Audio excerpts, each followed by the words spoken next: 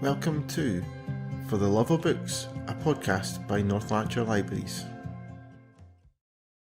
Hi everyone, welcome back to the Lanarkshire Libraries podcast For the Love of Books. My name is Chris Wilson, the E-Services Librarian, and today I'm joined with a very special guest, an up-and-coming Scottish crime author, Emma Christie, who is the author of two books, The Silent Daughter and Find Her First, which is her new book, just out in January, I think it was, Emma, is that right? Yeah, that's right, yeah. January 20th.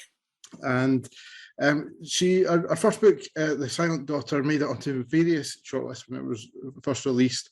Some of the biggest Scottish crime sort of awards, such as the McIlvanney Prize and the Bloody Scotland debut of the year. And as I say, our new book's just been released, so it's quite exciting times to kind of get you on here, so because it kind of feels like we're getting a nice kind of up and coming author on the podcast. So it's great. So thank you for coming on and talking to us. I'm delighted to be here. Thank you. So now the first question that I want to ask you is, your website says that you live in Barcelona. So are you in Barcelona at the moment? Because if you are, you're probably the furthest afield guest that we've had on the podcast so far.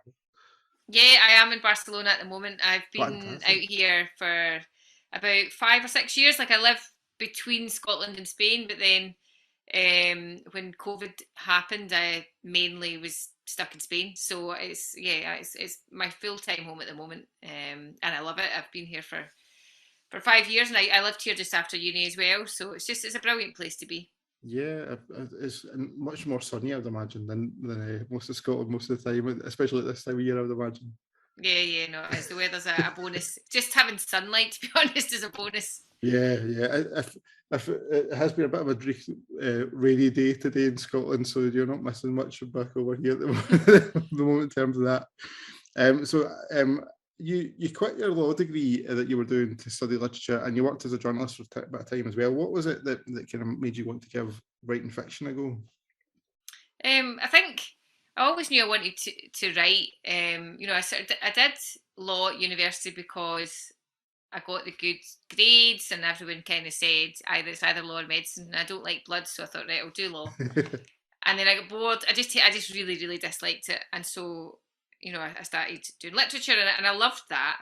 And then I thought this logical thing to do was either teach or become a journalist. So I did both those things, but I still kind of wasn't totally satisfied. And I realised I'd always enjoyed writing. I'd written songs and poems and wee stories and stuff, but I'd never really thought about writing a novel. And I just thought, I think this is maybe what I really want to try and do. I don't know, it had been kind of nagging at me for a while that I wanted to give it a go. I suppose when I was a journalist, I interviewed quite a lot of writers, and I always loved speaking to them and hearing about how they went from having a normal job to being a writer. And I thought, well, I think I want to try. So I quit my job, and it took me 10 years. From the time I quit my job to get a book deal, it took me 10 years. But I learned a lot in that time, and well, it's been worth it in the end. So. Yeah, fantastic. And it's also interesting to hear those kind of stories as to how people get into writing, and there usually is quite a long kind of time gap from when they kind of decide to kind of start writing and then to when they actually finally get published. And absolutely. I guess there's a lot of kind of sort of patience required to kind of get through that. So yeah, definitely patience and perseverance and the ability to accept rejection after rejection. I think that's the hardest bit. Yeah, and it happens to the best of them as well. So as obviously the kind of sort of famous ones like J.K. Rowling and things like that. But so I guess you do have to kind of just stick at it. Now, both your novels that you've done so far are both been set in Portobello. Is there any particular reason behind that as the location that you chose? Yeah, basically, initially when I started writing, I set my books in Mexico and Guatemala because I was living over there for a while. Yeah. And all the feedback, most of the feedback I got from publishers was that they didn't want books set in those locations. So my agent said, have you ever thought about writing in Scotland? And to be honest, I hadn't. But I was about to move back to Scotland at that point. I moved back for about 6 months. And by total chance, I'd rented a flat in Portobello. And I just absolutely loved it. Like, I'd never lived in Portobello before. And to be honest, I didn't really know Portobello existed. Like, have you ever been? It's amazing. I don't think I have. I mean, it's one of these places that I think most Scottish people have heard of, but I don't think I've ever been. I can't remember ever being to Portobello. Certainly not as an adult. it was just, it's beautiful. I mean, it's like right on the edge of Edinburgh. You've got a fantastic beach, and you can see Arthur's Seat in the mountains and stuff from there. So I just, as my sort of return to Scotland after quite a few years away, I just found it really inspiring. And I was starting a new book when I got there, and I just thought, well, if I'm going to be in Scotland, then I'm going to set it here because I love it. So, and also it's a really nice community feel there. So I felt that I would be able to maybe, create that sort of community within the book. And actually, what's happened is that I've now sort of turned Portobello into the place that all my books are set, which I hadn't intended to do at all. But it works very well because it is kind of close knit, and you've got all different kinds of people in the community. So it's great. I love writing about it. Fantastic. Now, one of the things that I noticed when reading your books was that really stands out is that you really kind of leave the reader guessing to the very last kind of sections of the page. There's always a big twist or a big reveal or something like that in there. Was that something that was important to you whenever you think about your writing and kind of set out to kind of plan your novel, to kind of have that big reveal moment?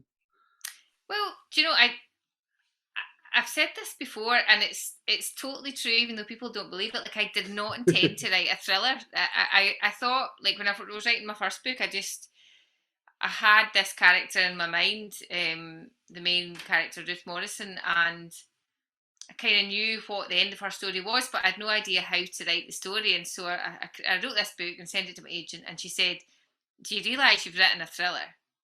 I was like, no.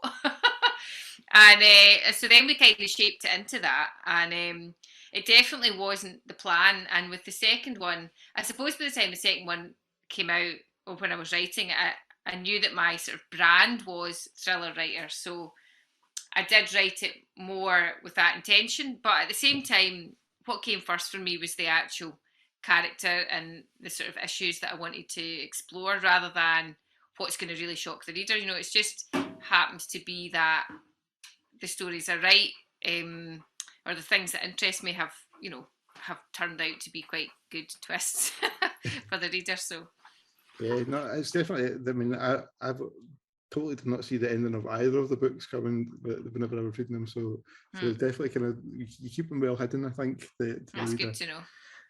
And obviously your first novel, The Silent Daughter, as we said, has received huge praise. It got shortlisted in some quite major awards and things like that sort of stuff. That must have been quite satisfying. Did that take you by surprise a little bit, being a first time writer, to kind of get into those shortlists?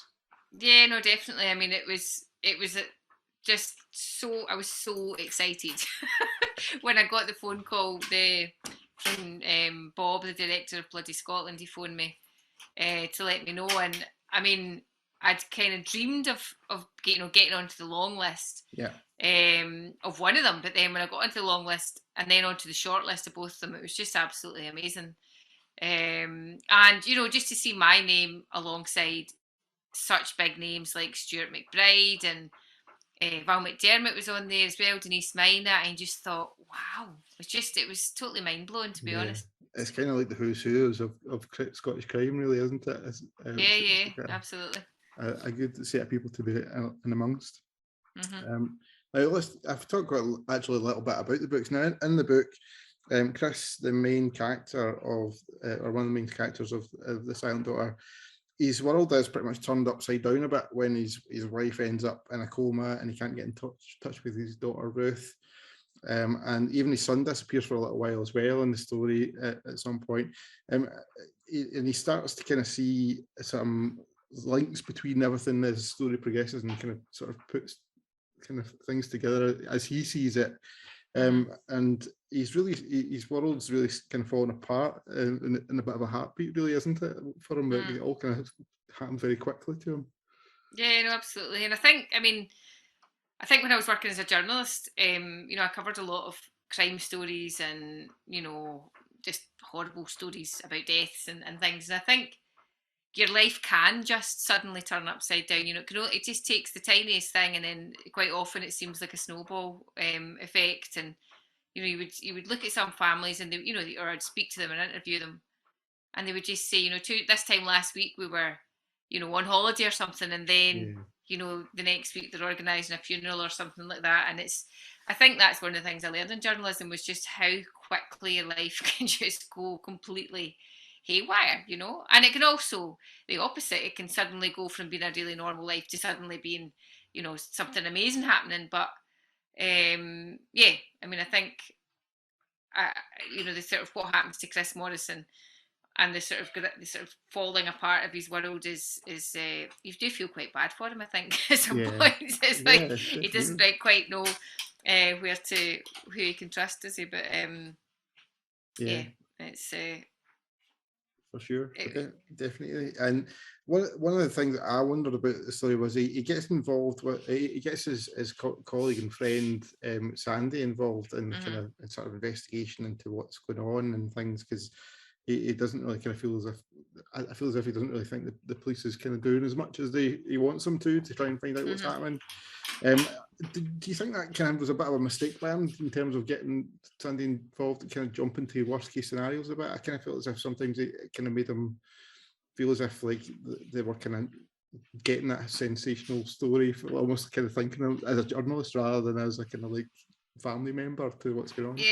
Yeah, no, I think Mikey, Chrissy's son, kind of picks up on that as well, and he says, you know, his dad always just goes to the worst conclusion, and I think as a journalist, that is something that certainly I do, and I did, you know, sort of.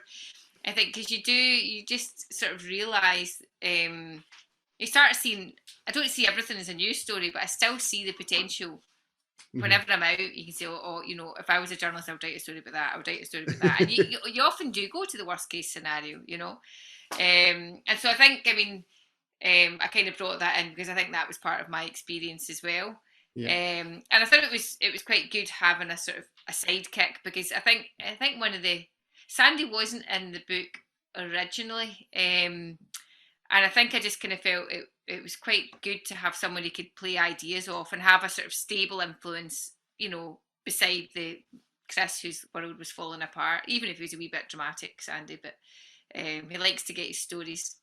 I liked him as a character, I have to say, but I think he did kind of jump to the kind of sensational story, looking for the headline a little bit sometimes. Yeah, absolutely.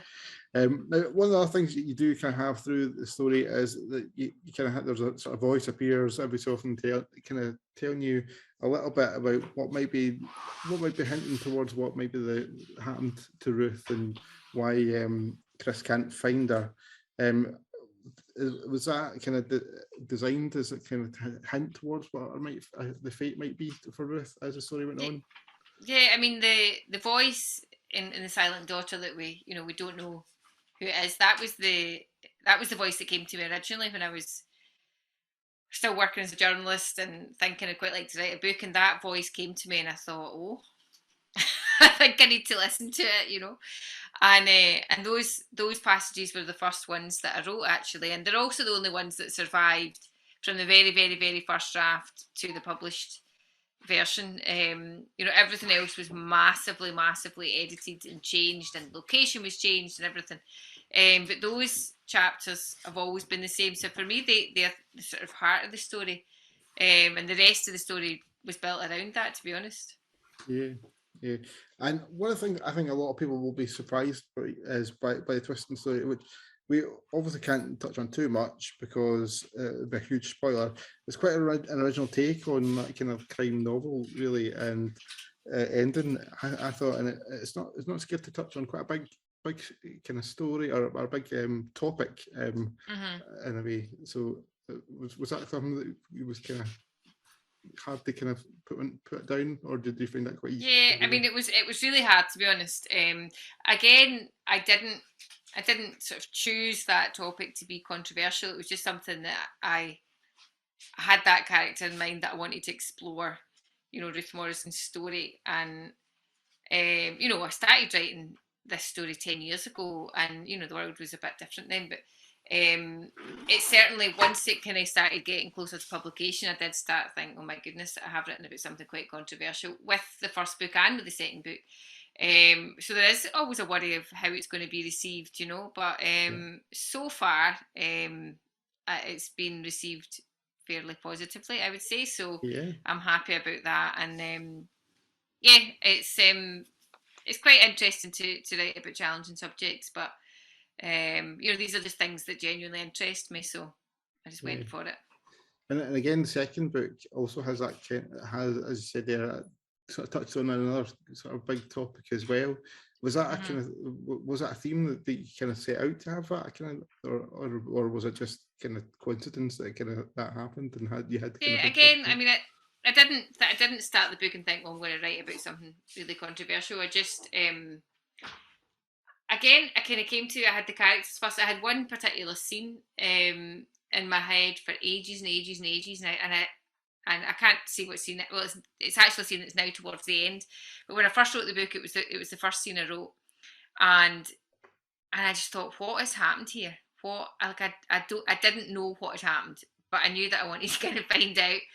And it turned out to be the controversial thing that cannot be mentioned. But it's it's funny. I'm not a planner at all, so I quite often just start the book with a particular scene or a sort of confrontation between a character and or two characters, and kind of think, I almost feel like I'm butting in on them and sort of, and it's like a freeze frame, and I have to work out how they've got there.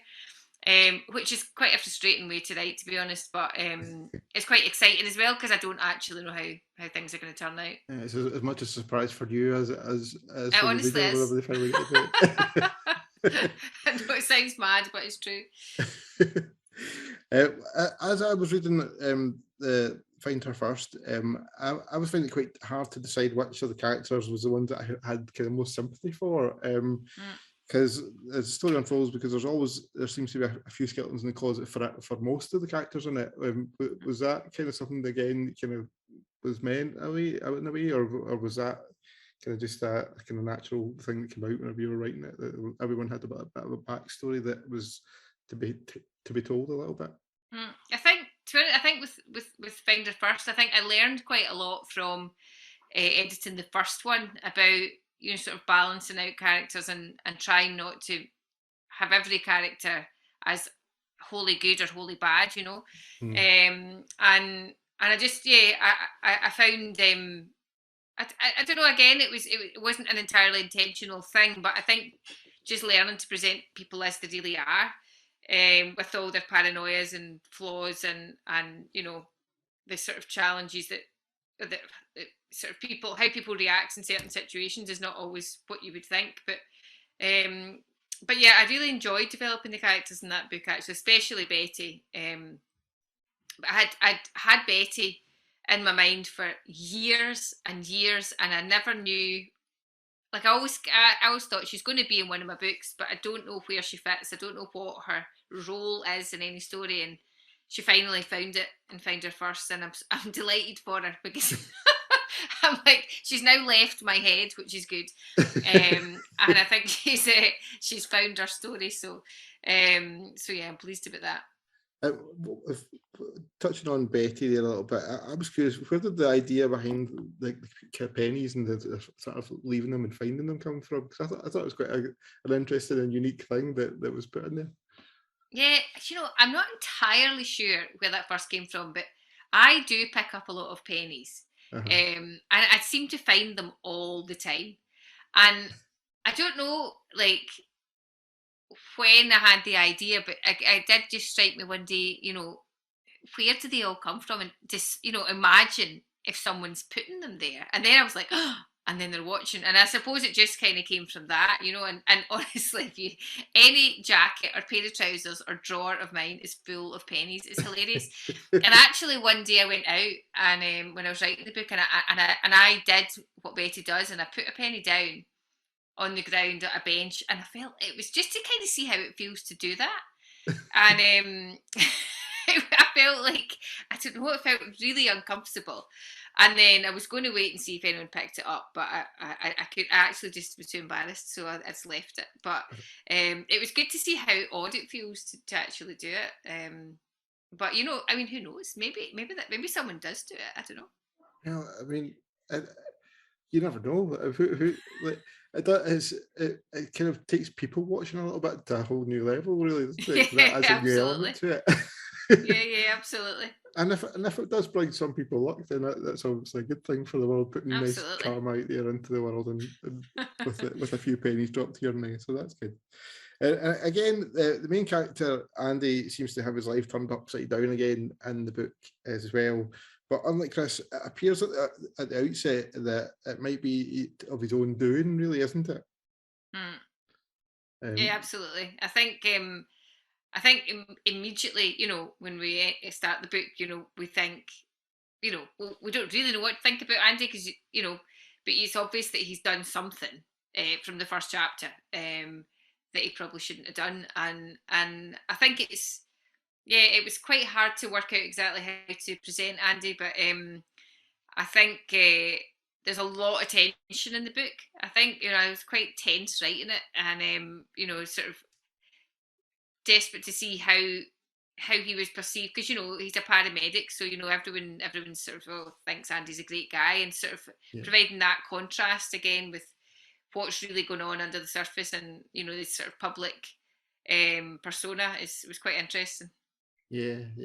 It was an interesting character, and again the sort of eventual reveal of what everything that happens is again another Mm-hmm. fascinating reveal, and it all becomes clear obviously at the end as to what happens. Both books are kind of listed as being kind of standalones, but there are a few characters that kind of transfer between the two books. Mm-hmm. Probably most kind of significantly the policewoman Faraday McPherson. Is there Mm-hmm. any chance we're going to see her in more future books? Do you think is she a character Yeah, you no, could see I developing more? definitely hope so. I'm writing my third book at the moment, and she is a character in it, and I love writing about Farida. I just think I don't think I would mess with Farida McPherson. No, To no. be honest, like I don't know what her story is. To be honest, like well, I know a few things about her, but because she's always been this character that kind of comes in and out. Um, you know, I think she very much presents this sort of image. She's like a standing stone, isn't she? She's very hard and hard to read. And I just think I really like her. And she again, she was sort of edited in fairly late on in the whole process. I'd written the book, and I had a male policeman actually called what was his name? Kenny Cochran. His name was actually, and then I was chatting with my agent just about two drafts in the end, and we're like, do you know what? I think we should make the policeman a woman. And because we realised it was that basically there was, you know, Chris was a man, Sandy was a man, Mikey was a man, and was like, we don't really have any Yeah, sort of women. And yeah. so I was like, well, this is quite a challenge because I'd always sort of imagined it. And actually, as soon as I started writing her, I thought, oh, I love her so much better than the previous one. And she has kind of taken on a life of her own. So yeah, I definitely hope she makes it into the third book. She's in it at the moment, but I haven't yet been through the editing process. So we'll see if she's allowed to stay Yeah. or not. But I hope so. And Sandy's the other character I think that that kind of transfers over a little bit as well, doesn't he? Yeah, he sort of makes a wee cameo, and I'm hoping he will also have a wee cameo here and there, in future books as well, because I do like Sandy as well. Fantastic. And does that mean the doors might be open for Betty to reappear and leave some more pennies as well? Do you know, so many people have said they would love to see Betty again, and do you know the funny thing is I have so many chapters that didn't make it into the book, that are focused on Betty, and you know initially she was a much bigger character. We were much more deeply in her world. But in the end, we decided it worked better if we knew less about Betty. So I do have honestly like half a book's worth of Betty chapters. So who knows? Maybe at some point there will be a standalone Betty book. You never know. Okay. I would be happy to write about it again. And did you always kind of set off in mind of having that link between the books in some way, or was that kind of just kind of introduced because of a kind of character here and there that kind of maybe did transfer over, or was it always planned to kind of set that in like that kind of Portobello world, if you like? Yeah, it wasn't my intention. When I started writing the second book, I I had started writing it from a journalist point of view, and then I switched to the paramedics point of view. But then I realised that without a journalist, it kind of needed a journalist in a way to kind of keep moving the story on. You know, the good thing about being a journalist is that you have access to the police, the fire brigade, but you kind of know everyone. Yeah. So it's quite a good character to have, because feasibly you could be speaking to everyone. So I decided I didn't want to bring Chris Morrison back in, but I decided, you know, Sandy was a good one, because he's a sort of, just, I think most people quite like Sandy. So I brought him back in. And then Farida, again, because then I decided to set it in Portobello, I thought, well, it's got to be Farida. And you know, she gets, I think you probably get to know her quite a bit better in Find Her First than you do in the first one. So yeah, again, you know, and people say, is it a series? I mean, it's not a series, because even though, I mean, I suppose in some ways, is it? It's set in the same community, some of the same characters, but the protagonist is never the same, you know, so I don't know if that counts as a series or not. Yeah, it's an interesting one, because obviously I feel it's almost like your own version of the Marvel superhero universe, where like you can have your individual stories, but like you all kind of link in with characters along the way. But that is. But I did like Farida as a character, and like say you do kind of. I did feel like you got to kind of find out much or experience or much more in Find Her First, and it was good to kind of get that sort of more of her, because I think she is an interesting character. So I'll be interested to see if and how she develops in future books, if she does appear in them. Outside of writing your own two fantastic novels, you also set up an online festival for debut authors, didn't you? Yeah, it's the Diary of a Debut Novelist festival. So I set that up during the first lockdown, so August 2020. And that was basically because anyone who was a debut in 2020 like couldn't go to any events. Yeah. So we couldn't meet anyone, we couldn't network and all that. So I've got a group called the D20 authors. That's just there's 80 of us who were all published in 2020, and we all sort of met online in a Facebook group to help each other out and just to sort of have some sort of social contact with other writers while we were all locked up at home. And then from that emerged the festival. So the first one was held in 2020, and I've held it every year since. So it's coming into its third year this year. And I've been running, as well as the main festival, which runs in autumn, I run monthly events as well for kind of for debut authors, by debut authors, but also it's of interest to readers, I think, as well. And it's about the writing process and the challenges of being a writer and things. So it's really good. And it's a great way for me to hear about new books and new debut writers as well. So it's great. Yeah, no, it sounds really fantastic whenever I discovered that, and it sounded really interesting. And like you say, that obviously 2020 wasn't the best year in the world to kind of release your debut novel, probably in most cases, and we kind of tried to kind of acknowledge that a little bit with some of our promotions and for like Book Week Scotland, things like that, and focus a bit more on debut novels and things that were released and stuff, because like you say, I mean, traditional author events and things like that kind of disappeared, and that's kind of probably, I would imagine, one of the most obvious ways for folk to get their name out there and their book out there. So it's great that you set that up and supporting kind of other debut novelists that come out at that same time. And you're also part of the Caledonian Crime Collective as well, aren't you? Yeah, so that's great. So basically, after I set up the debut festival and I, met hundreds of debut authors, and I suddenly realised none of them were Scottish. And I thought, how can that possibly be? And I realised I basically had no contacts in the Scottish scene.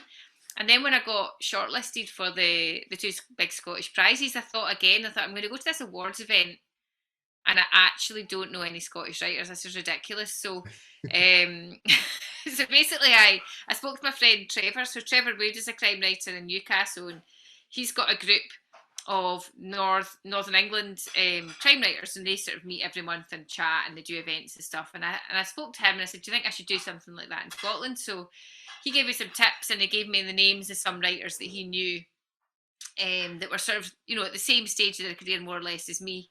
And so I just popped them all an email and said, do you want to sort of form a wee group and, you know, chat and support each other and do events, and everyone was super enthusiastic. And we've done one live event in Stirling, and we're also appearing at I Write book festival in Glasgow. We've done quite a lot of online events for libraries, for other festivals and stuff, so it's been really, really good. And we meet every month and chat and have a laugh and stuff like that, like meet online. But it's great, and we've met a few times in person as well, so it's been a really, really positive sort of creation, I have to say. It's really, really good fun, and I think we're all enjoying being part of it. So hopefully you'll hear more from the Caledonia Crime Collective in the coming years.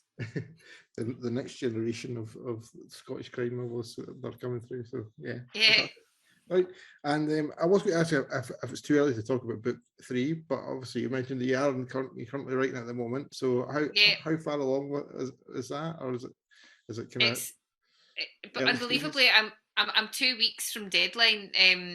For the first draft, I've got to hand it into my agent in 2 weeks' time. So at the moment, I mean, I've been writing it since November, December time, and it's all been going really well. But as ever, 5 days or about 10 days before deadline, I'm now think it's terrible and I hate it. So this is normal, though. I don't think writing books gets any easier, but I think what changes is you realise that you always hit a point of losing all faith in your book just before you're about to submit it.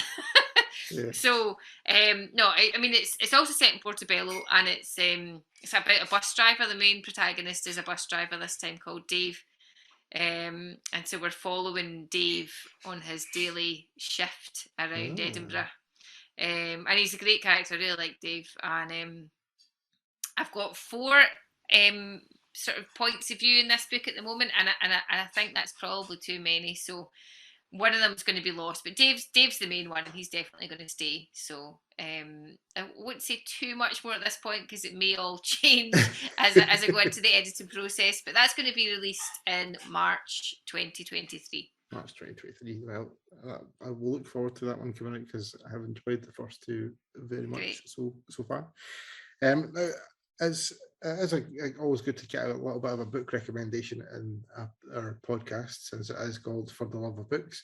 So I'll put you on the spot a little bit and ask you, have you got any book recommendations that you'd put out to our listeners that you've kind of read recently and thought were worth a mention? Yeah, absolutely. So one of my favourite books, I would say, of the past couple of years actually, is a book called The Smallest Man by Francis Quinn. I don't know if you've read it. It's a historical novel. So when I'm not writing, my other sort of career, my other job is a tour guide. So I love history, and I actually love reading historical novels. So The Smallest Man by Francis Quinn is one of my favourite reads in recent years. That's set in the 1600s, I think, in England. And another one that's also historical is On Wilder Seas by Nicky Marmorey, which is about also 16th century, I think, and it's about Francis Drake's ship as he's going around the earth. But I suppose if you want a kind of crimey one, I would say Trevor Wood, the Newcastle crime writer. He's got a series of 3 crime books, all sort of centred on a homeless man called Jimmy Mullen, and they're just brilliant books. His dialogue is fantastic. Trevor used to be a playwright, so his dialogue is brilliant, and the stories are fantastic. So that would be, I know that's like 5 books that I've recommended, but a trilogy and 2 standalones, but that's all right. All brilliant reads. You can never have too many recommendations. It's all good. Exactly. To read piles are there to just grow and grow and grow. That's the whole reason of having a to read pile. I know. Mine's just out of control. I think it can get from a librarian point of view, it can be very easy to get your to read pile out of control because you just see books all the time. And I'd imagine it's quite similar for writers as well, because I'm sure you guys kind of get books off of other writers and kind of. It's just non-stop. There's so much. I just want to go away somewhere for 2 weeks and just read all the books. But it would be amazing. I need to. But then actually, when I usually take holidays just when I've finished a draft. And like when I finish a draft, I don't want to look at words. So it's just like it never works out that way. So I need to find a system to get through all these books at some point. But you can work on that, and hopefully you'll start getting through them. Mm-hmm. That's pretty much all my questions for you, Emma. So thank you very much for joining me today on our podcast. It's been fascinating to find out a little bit more about your Portobello books, and also just to kind of sort of a little bit more about yourself. Thank you so much for having me, Chris. You're welcome. And just before we finish up the podcast, I'll give a wee kind of few updates on our service. World Book Night is coming up soon, and we do have a pub quiz on the Saturday of World Book Night in the library, and you can sign up by contacting the library and sign up for a team in that if you fancy trying to become the literary champions of North Lanarkshire libraries and winning the pub quiz that's on there. And don't forget, as mentioned in the last podcast, we have launched a poetry competition which means you can get published on our BorrowBox service on National Poetry Day if your poem is selected to be in the collection that we'll put together and publish on our ebook platform. So do have a look out on that. You can find out all about that on our website at cultureandale.co.uk/libraries/what's-on-libraries. A nice easy URL for everyone to remember there for that one. If you have any feedback on our podcast, if you drop us an email to librarypodcast@northland.gov.uk or use the hashtag FLB podcast on Twitter and leave us some feedback. But that's all for me, guys. Thank you very much. And one final thank you to Emma for joining me tonight. So thank you. Thanks, and see you again. Thank you. Bye, guys.